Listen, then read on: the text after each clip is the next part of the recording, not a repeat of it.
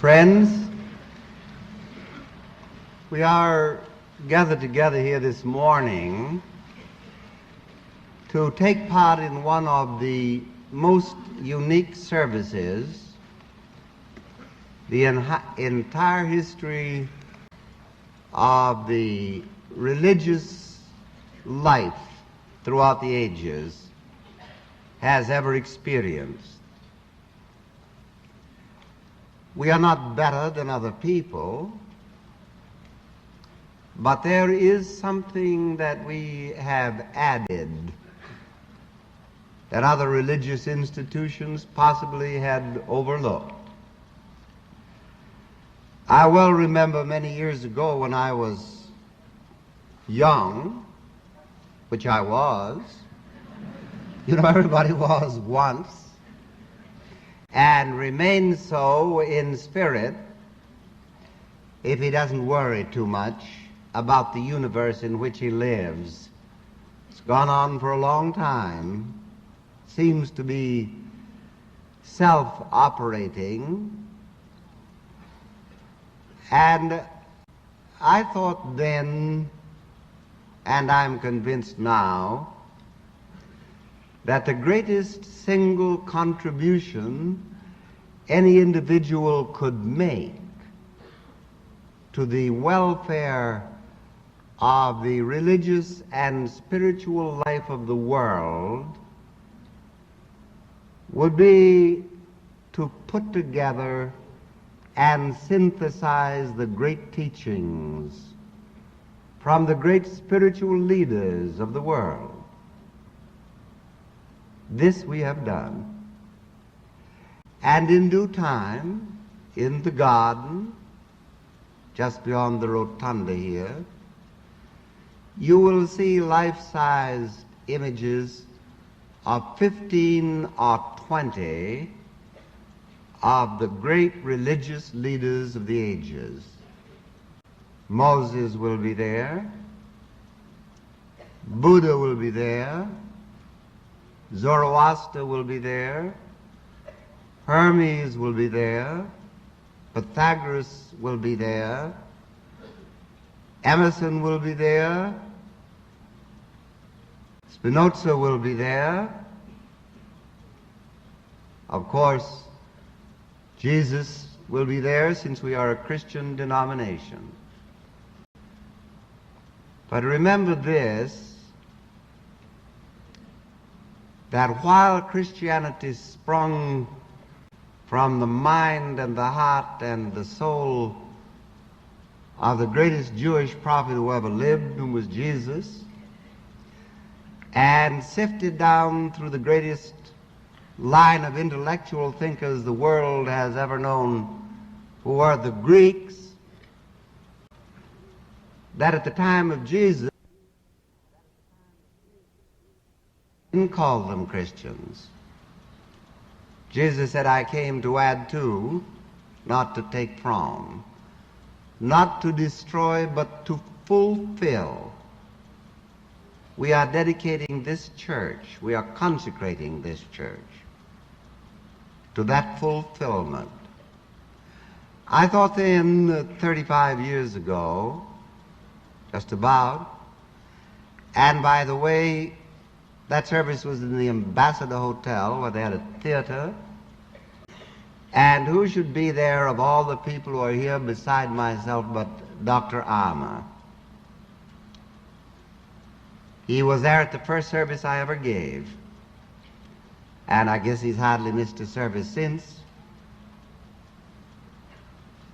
And he was on the platform with me 20 years. I thought then,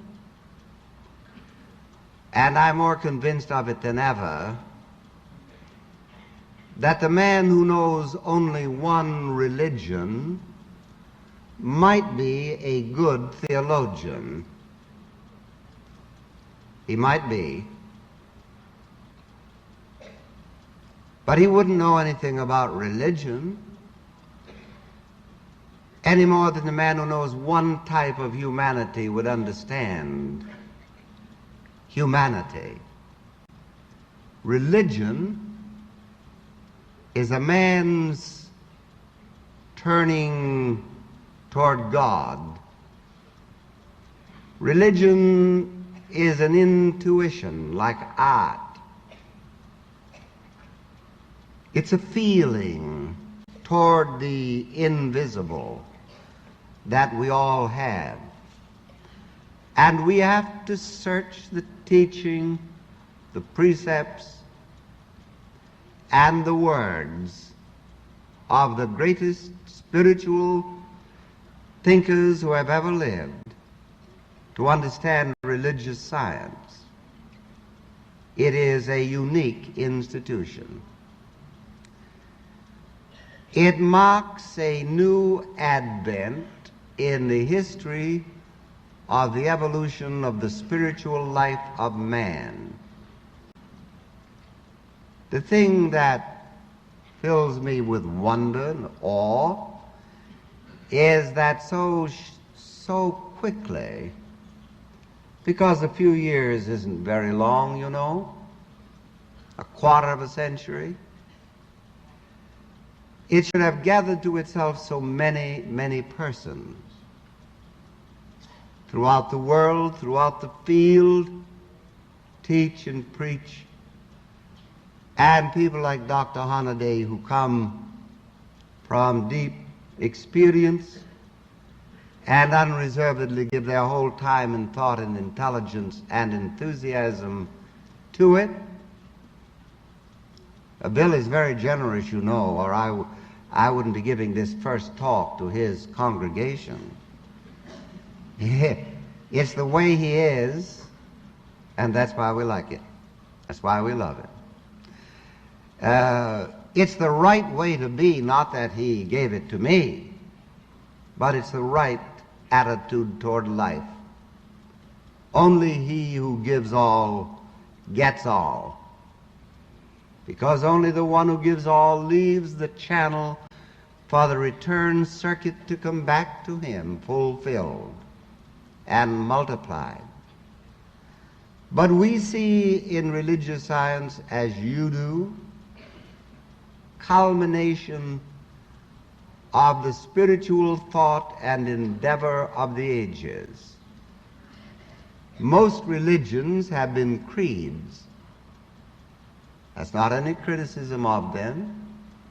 Creeds develop into dogmas. Dogmas are not good. Religion, like everything else, must be progressive. It must finally, and this is one of our great, and perhaps our greatest contribution, incorporate not only the great spiritual thoughts and teachings of the ages as we have, for there is very little that is original in our movement, very little that I originated. People are always telling me I'm original, which isn't true at all. The only thing that I am original about is that I know I'm not. That is something. It is only the person who knows he is not who will have sense enough to find those who have been and borrow from them, not steal, that truth which belongs alone to God. The fact that 2 and 2 are 4 does not belong to anyone. How fortunate. Therefore, everyone may use all the 2s and all the 4s that there are in the universe, and each person may use all of them at any one time, and they will never be exhausted. Isn't that wonderful? This is what it means to deal with an infinite potential. We are consecrated to the purpose of finding the spiritual significance in all science, in all philosophy that makes sense, in every religion that is not dualistic. We believe there is but one power in the universe. whether that's being administered by a doctor or a nurse or a preacher, there is but one power. Every instrumentality belongs to the universe and is an attribute and an activity of God. This is a new concept in the metaphysical field. It's one I've always insisted on, that we have to put all knowledge together if we're to be wise. We have to synthesize all teachings if we are to be intelligent. We must know what the great spiritual leaders have taught. If our own consciousness is to reach that plane where the mind views the world as one vast plain and one boundless reach of sky, I feel that I can say without hesitation, since I've spent my entire life studying and thinking about, more or less intelligently, I hope, what the great and the good and the wise have taught, whether it were Buddha or Jesus, whether it were Moses or Spinoza, whether it were Emerson or Zoroaster. You know, the world has only had a comparative few great spiritual original thinkers. You can count them on your hands and toes. These are the very few who have led the thought of the world. Somebody said to me the other day, well, you're an idealist. Now, I said, I am a realist. And if you were a realist, which you think you are, but you're not, you're only a stupid, I can't tell you what I said, but the animal does have more than 2 feet. I said, a man is not a realist in life who denies that it has been the idealism of the ages that has brought to the world such wisdom as it has. And he isn't. We are consecrated. We are here to consecrate this most magnificent edifice, which contains a massive strength and a terrific simplicity, and blends them into a divine beauty, which I love. Beautiful things are strong and simple. We are here to consecrate this to the service of God, the love of man, the unity of all life. We consecrate this building, all that it stands for, to the heart of humanity. No matter where it beats, nor in whom it beats, for there is but one race, which is the human race, and there's but one final power, which is the God that everyone worships under the guise of the God he believes in, and he does well to do this. Now it has come to us. And this is an adventure, the most noble adventure, in my estimation, that the human mind has ever engaged in, as an outcome of a sort of a loneliness, in a sense, that every man has for something that he feels must exist, but he doesn't quite understand it.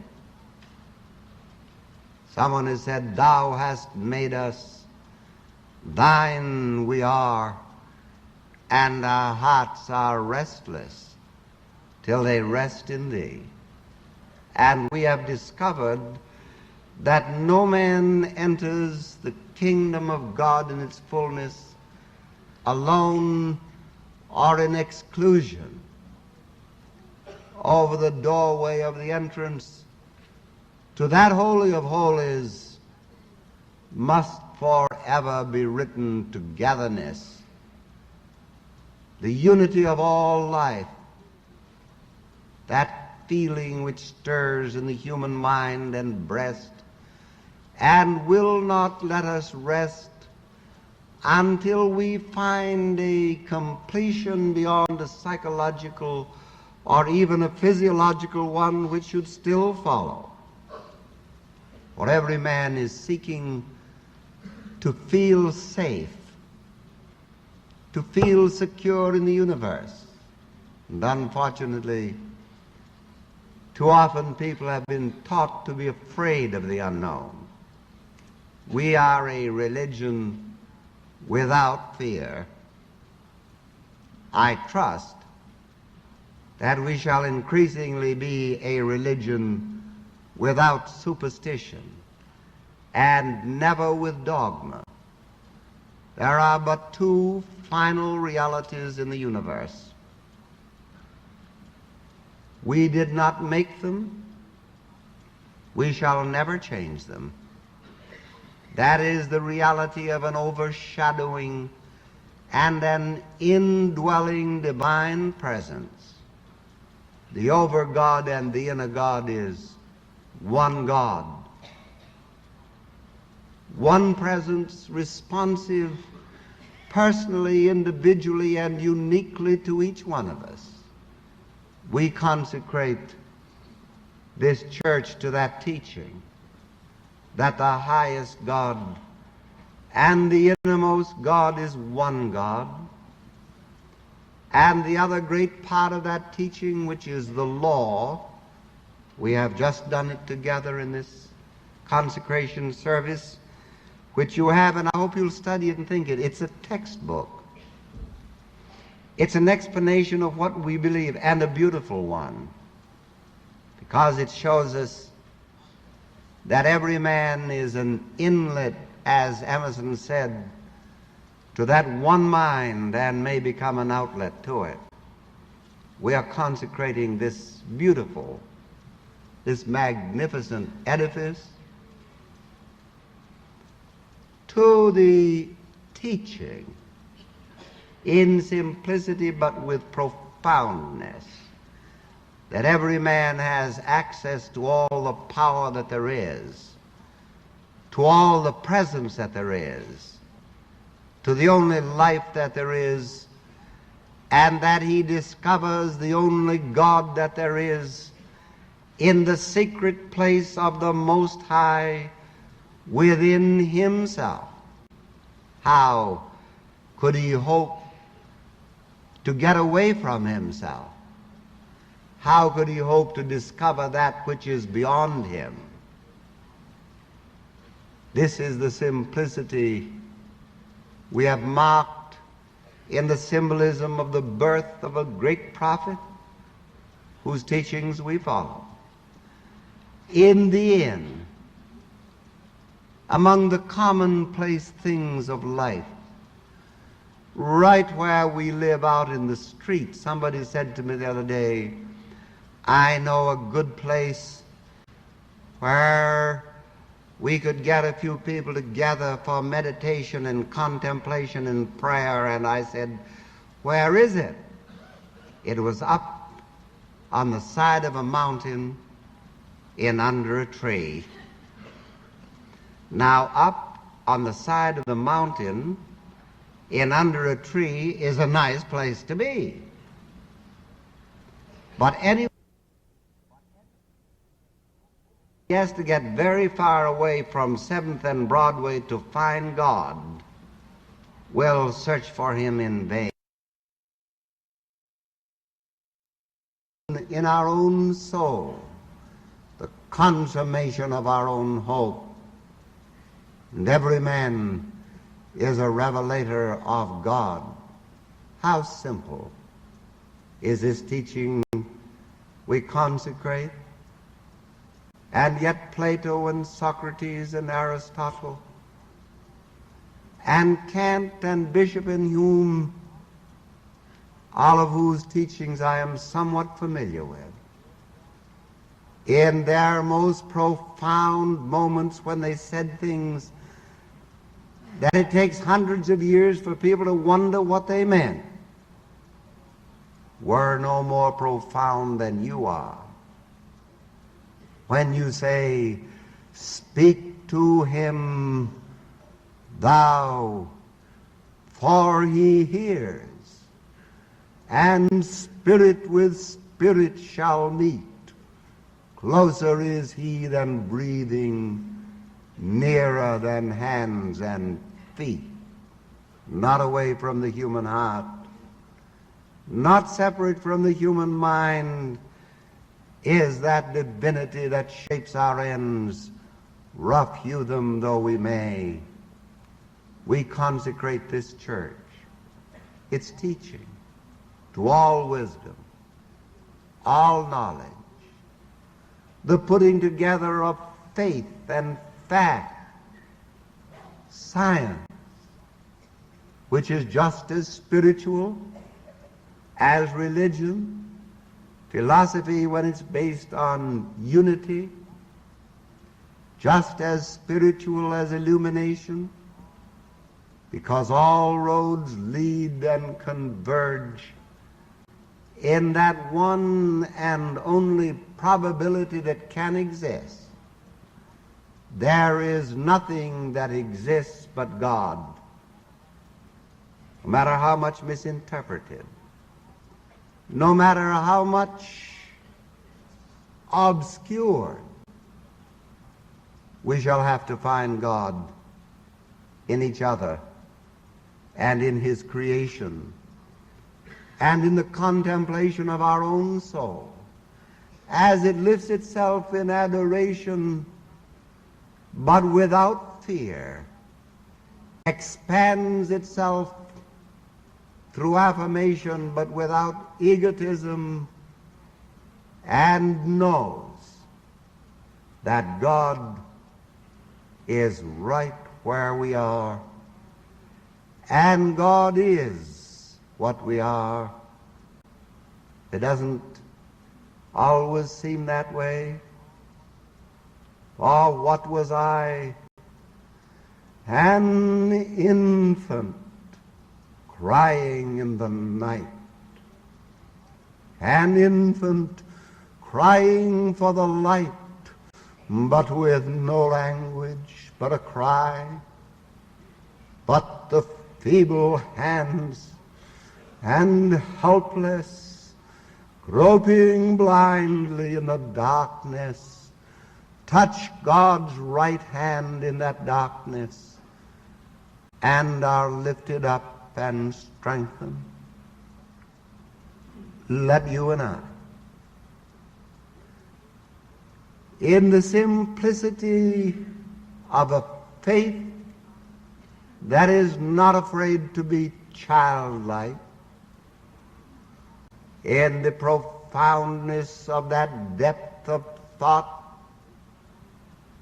which the most simple can understand, find God in each other, in his world, not be afraid to look up and say in the morning, hello, God, and in the evening, good night, God. Religion must be close to us. The Spirit must be the reality of us, and the unity of that Spirit to which we consecrate everything that we have and have done and shall do in the future increasingly, is in your thought, in the thought of a few thousand people in the world, I don't know how many, 200,000 or 300,000 maybe, who have seen a great light, where the shadows are less dense, who have heard a great harmony where the notes of discord are less frequently in evidence, we have felt a presence which is all inclusive, overdwelling, indwelling, divine, the God we adore and worship, the man we love, and that peace which we seek, which comes from the heart of the eternal, and that strength which gave birth to the hills, and that mind which existed before the world was formed. We consecrate this to that partnership, to the healing of all who enter this edifice, the prosperity and success, the joy and the happiness, the vision and the dream. Because, my friends, only the dream is really so. That which has stirred the heart of humanity and given birth to Christ and Buddha and all of them, beats in our own heart, stirs in our own soul, agitates our own mind, and will not let us go until we permit it to bless us